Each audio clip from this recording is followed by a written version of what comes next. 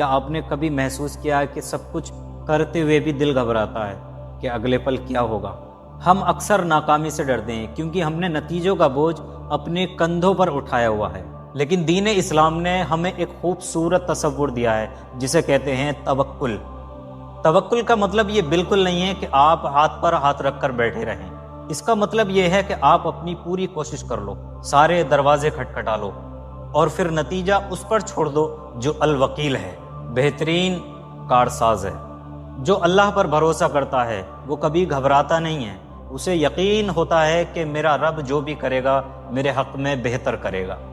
کبھی کبھی ہم جو چاہتے ہیں وہ ہمیں نہیں ملتا ہے تو ہمیں ایسا لگتا ہے کہ شاید اللہ نے سنا ہی نہیں، لیکن حقیقت یہ ہے کہ اللہ پاک ہمیں وہ دیتا ہے جو ہمارے لیے بہتر ہوتا ہے، نہ کہ وہ جو صرف ہم مانگتے ہیں۔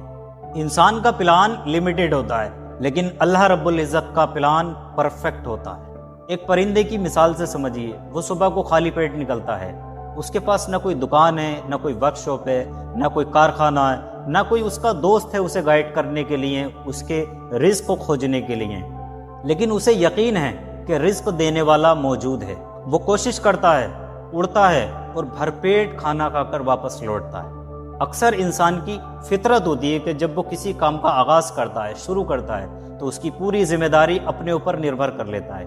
میں یہ کہنا چاہتا ہوں کہ انسان جب کسی کام کو شروع کرتا ہے تو اس کے اندر صرف اس کی کوشش ہونی چاہیے، وہ اس رزلٹ کے بارے میں نہیں سوچے جو اس کے اختیار میں نہیں ہے۔ آپ جس کام کو بھی شروع کریں، اس کا آغاز کریں، تو آپ اپنا اس میں 100% بیسٹ دیجئے اور رزلٹ کو صرف اللہ پاک پر چھوڑ دیجئے، کیونکہ جو انسان خود رزلٹ کی فکر کرنے لگتا ہے تو میں سمجھتا ہوں اس کا کام سکسیسفل نہیں ہو پاتا، کیونکہ کام کے اندر محنت کرنا بندے کی ذمہ داری ہے اور اس کام کے اندر رزلٹ کو آؤٹ کرنا اللہ پاک کی ذمہ داری ہے۔ اس لیے میں یہ کہتا ہوں کہ آج سے فکر کرنا چھوڑیے اور دعا کیجیے۔